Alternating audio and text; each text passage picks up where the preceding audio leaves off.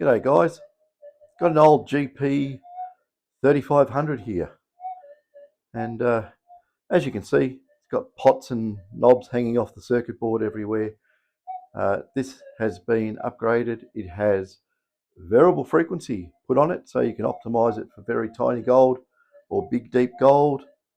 It has variable gain, so you can basically match it to the coil and type of ground you are working, get the quietest and best performance.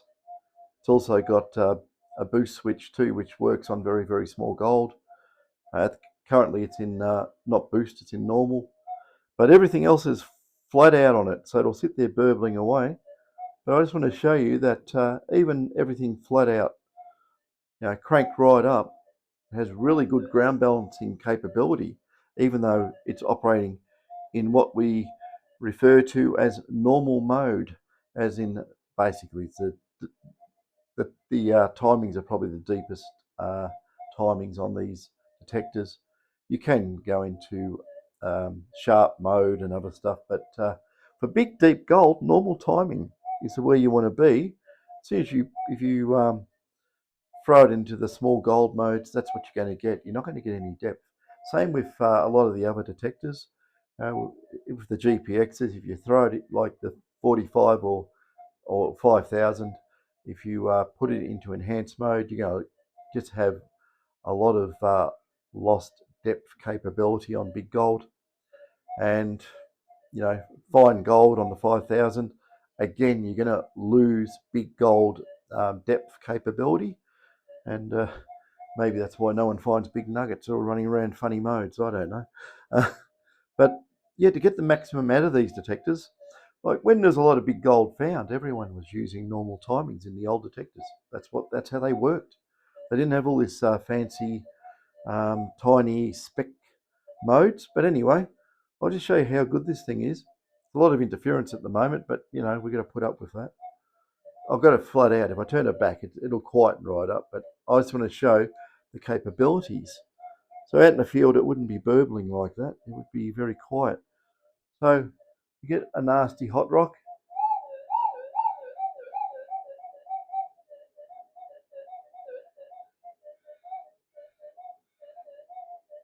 I should just flick it into from fixed back into tracking so it does a fast track. But like I say, it gets rid of the nasty hot rocks, not a problem. And this is the interesting thing. All these fancy modes for getting very, very tiny gold. We got that little, you can see that, 0.0025. I've got a little arrow there pointing to where it is on the end of the stick. You can see that. Very, very small. But, it picks it up no problem at all. I'll just turn it around and see. I wrote it upside down. No big deal.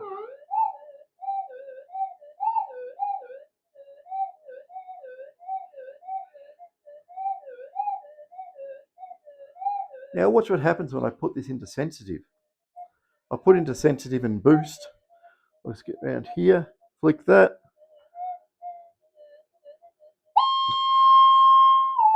It always makes a horrible noise when you do any changes. Anything that pumps the capacitors in the multiplexer setup, it will change DC level and it wants to scream. But anyway,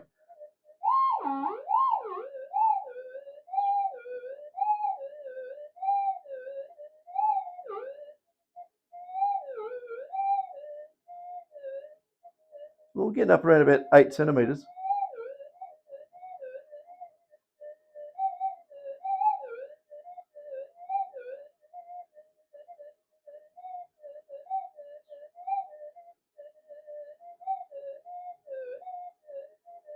So out in the bush with no interference would be a lot better. So these are very, very underrated detectors. They really are. It's like they made a good detector and broke the mold. I don't know. Is that my opinion or is that the truth? It's my opinion. I better say that. But no, these are very good detectors for what they are. If you're looking for big, deep gold and you're not worried about the crumbs, even though it'll do the crumbs, it's obvious. But Where's a bigger?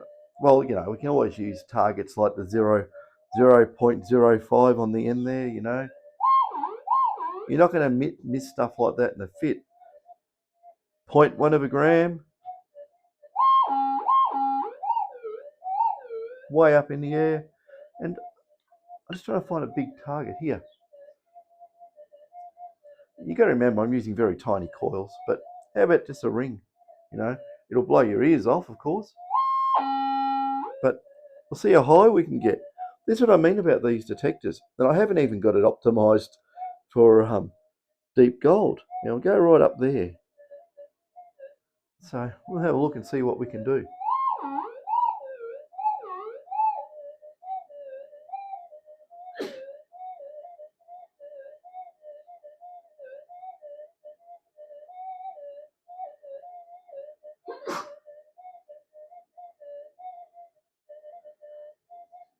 Up around 37, 38 on that tiny coil, but it's optimized at the moment for finding small gold. So that's really amazing. How about I'll just turn it off because I don't want to make it scream its head off as I adjust it all. But say, where are we? We're up there. How about we put it down there? And we take it off sensitive. We'll put it into normal. Turning back on, just so it's a bit quieter.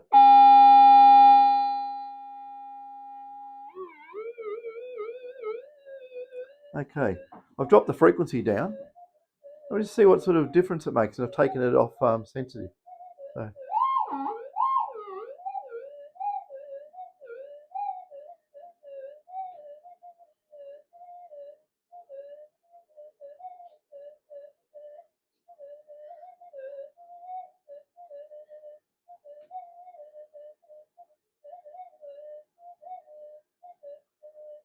Getting up there, it's getting drowned in the noise, but it does actually go a lot further.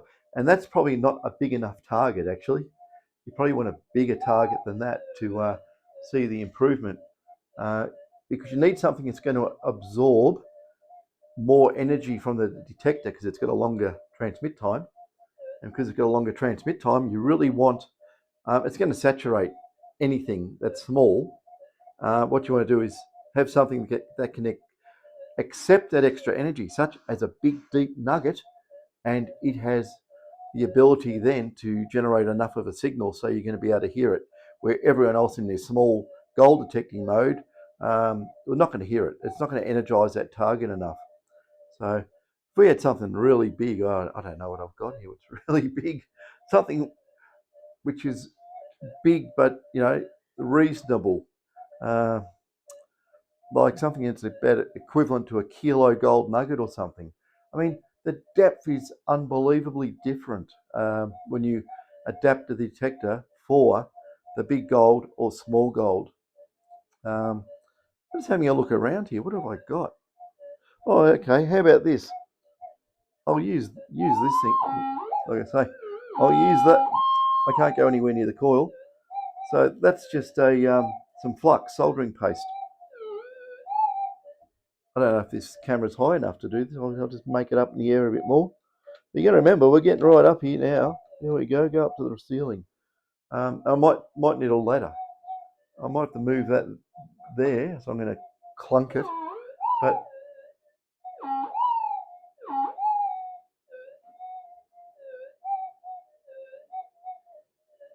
I should have put a microphone near the speaker, but I hope you can hear it.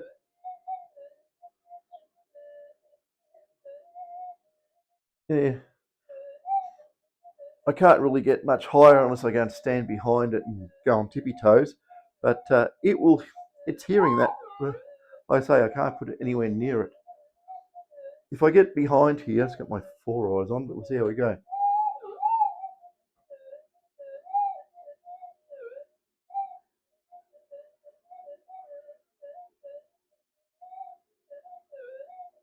You can hear it, but I'm running out of arm. So yeah, that's how these things go. And I don't know, what happens if I put it into boost mode? Hang on, we'll do that. I put it into boost at low frequency. It will make that horrible noise. Now I get the same target.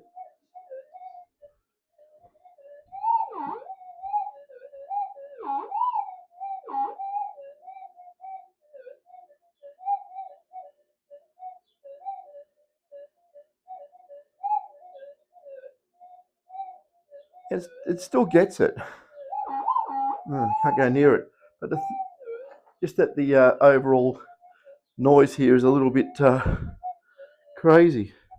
And if I actually get on this and I turn the gain down, turn it down to half. You always got to remember it does that. Turn the gain to half, and I've cranked the threshold flat out. So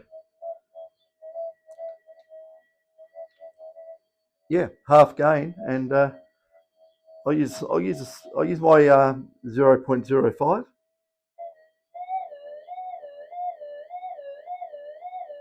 and that's low frequency. Still picks it up, no problem. So you're just saying these old detectors are still absolutely perfect. You can modernise them and make it really perform. Yeah.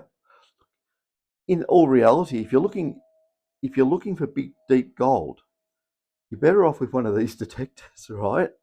The reason being is that you have a massive selection of second-hand coils and new coils, of course, all different sizes. We make up the big drag coils, and someone said, "What's a drag coil?"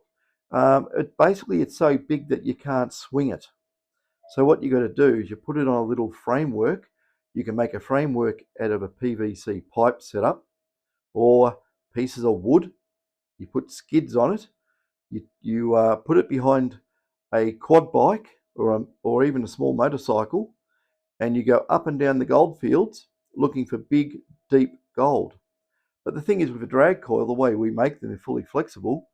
You can make a massive patch finding coil as well. You can have it long and skinny. And if you've got a lot of interference, you can flip it into a figure-8 pattern, and it gets rid of all the terrestrial interference.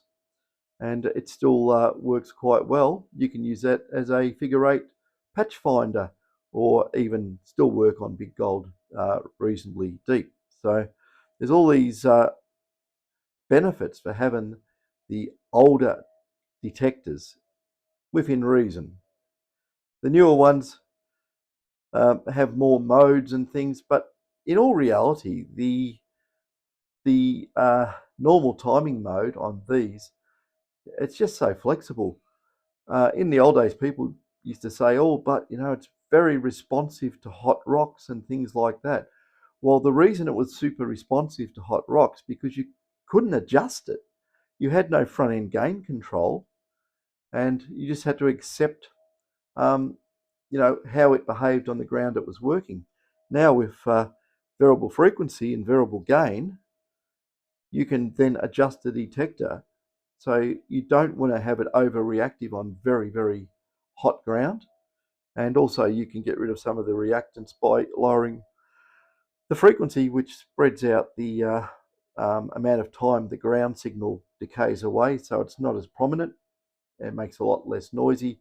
Big lumps of gold are going to ring, like I say, they ring like a bell. They're going to be picked up. You're not really going to miss much, and you'll probably not miss anything at all.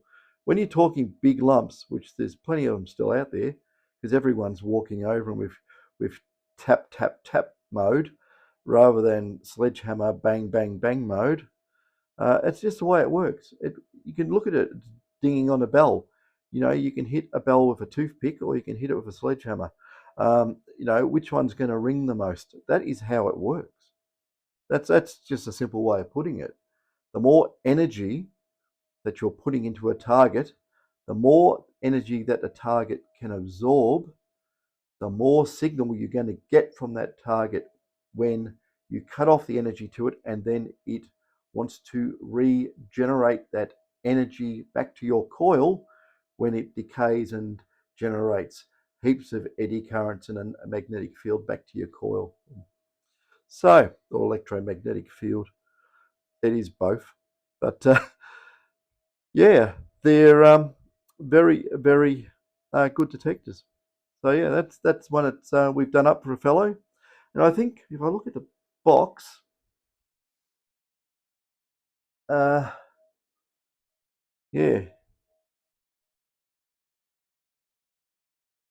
yep, gain, sensitive, boost, frequency. Okay, I'm just trying to see what else he wrote. What other instructions? Oh, okay. Ron, this is your detector. So you know. And I haven't looked at the other one yet, but I'm going to. It's the one that got, I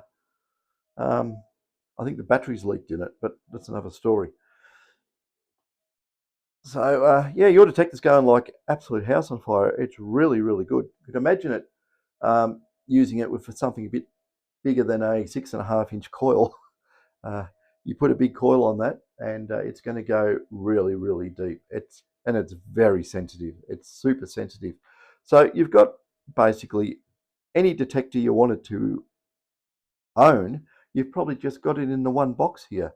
You can set it up how you want. You can make it pick up, fly specks. You can make it go super deep. You've got boost mode. If you're on benign soils, you can then crank the hell out of it. And yeah, if you're on really horrible ground, you can then lower the frequency if you want and turn the gain down. Or you can have the gain up and turn the lower the frequency, or you can have high frequency and lower the gain, or whichever way you want to do it. I might have said the same thing twice there, but anyway, that's how it works. So yeah, that's very quiet at the moment. The only thing is because when you adjust anything that changes the DC levels in these, it's going to do its screamer. We'll get on the gain, and I'll just turn the gain down all the way.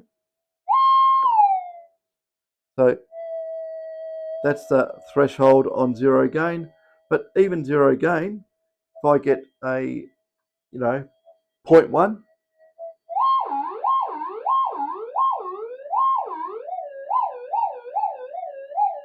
no problem. So you could work the hottest ground ever, and it's not going to care less. And we don't want to do that. Yeah. So that's that detector, the 3500. The thing is, the way this works, all the GPs are much the same. What you can do to this, you can do to even the GP Extreme. Uh, it's probably not as filtered as what this is, but you know, you got to look at these detectors from an experienced prospector's perspective. When you have these detectors and there's not as much filtering, it gives characteristics of the signals you're listening to, um, that you can tell the difference what's gold and what's not. You get good at it after a while. You can't just go and do it straight away. It won't work. Not in a million years. But if you did put a million years into it, yes, it probably would work. But there are guys out there who can hear variances in the way the signal reacts, and just the tone and all the little tiny subtle differences in the signal. They can work out that's that and that's not. But with the newer detectors, what happens? It's very sterile. You go over a bottle cap and it'll probably give the same response as a nugget. So you basically get down to the point of digging everything unless you've got some sort of discrimination.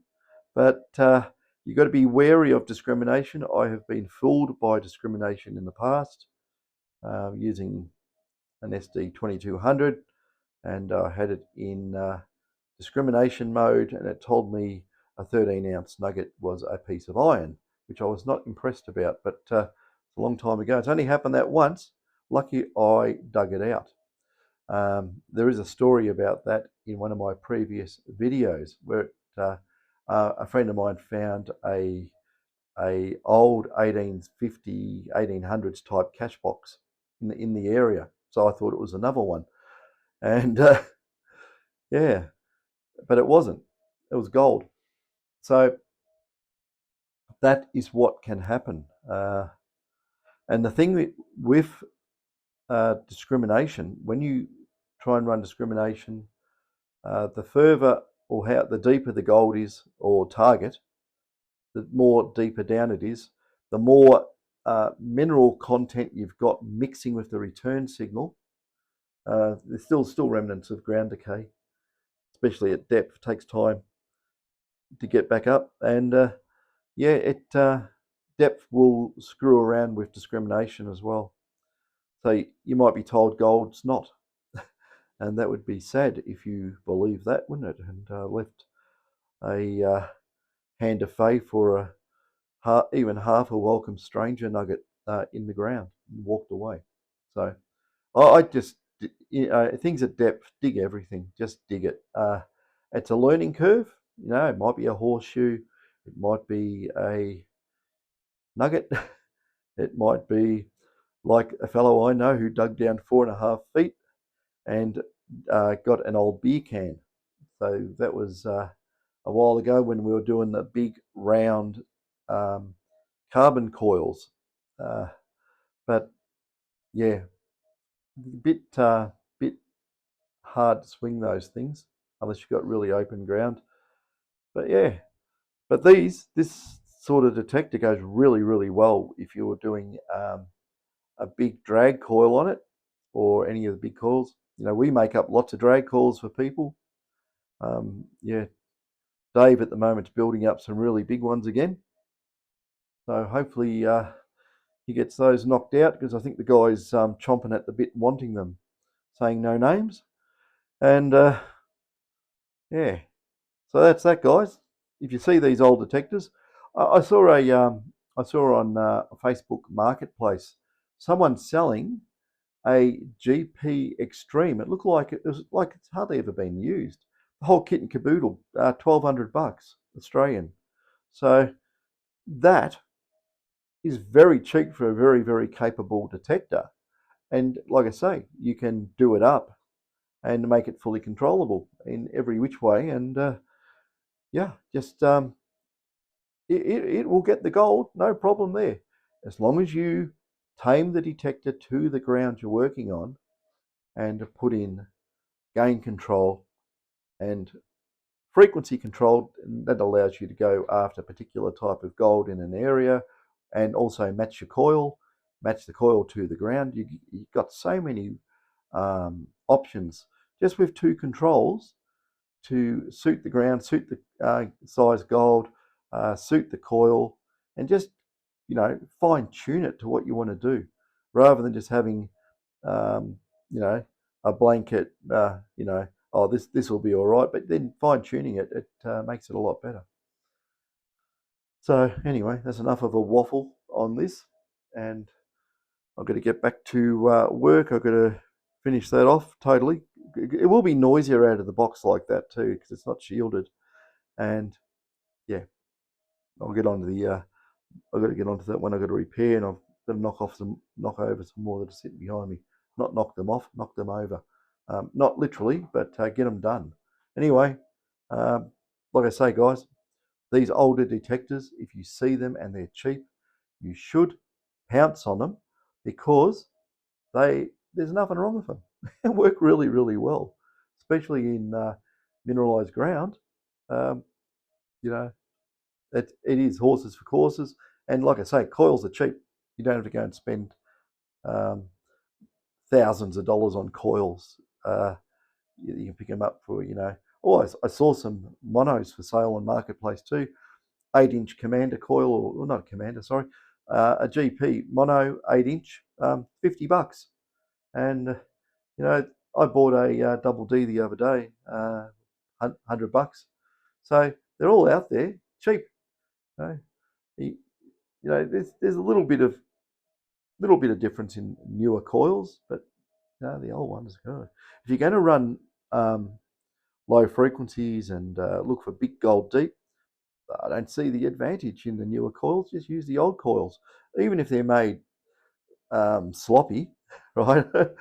they still work just as damn good anyway, as long as they're shielded properly. I mean, not too sloppy, but not loose windings or anything like that. But I'm talking about wire gauge thickness and that, generating the old cross-sectional eddy currents that interfere with your own detecting. But lower frequencies, who cares? You can get away with a lot of stuff that newer detectors can't get away with. So you can just use all the old coils. And like I say, even this one here, um, you know, those coils I've got there are massive high capacitance because they're only 6.5 inches and they're really thickly wound, and they're not. I wouldn't really go prospecting with those coils. I'd have to space them out a little bit more, but they're great for testing because I can run them in the workshop. But yeah, you probably could go if you're after really small gold. It's not going to do anything on really big, deep gold because they're so small. But if you're out in the field, go with something like 12-inch minimum, I suppose. With the sensitivity these got, they're going to pick up small stuff anyway. And then again, the real tiny, tiny, tiny stuff, you don't want to pick it up. It's a waste of time and effort. What 20 cents of gold, whatever. Anyway, that's enough. Catches.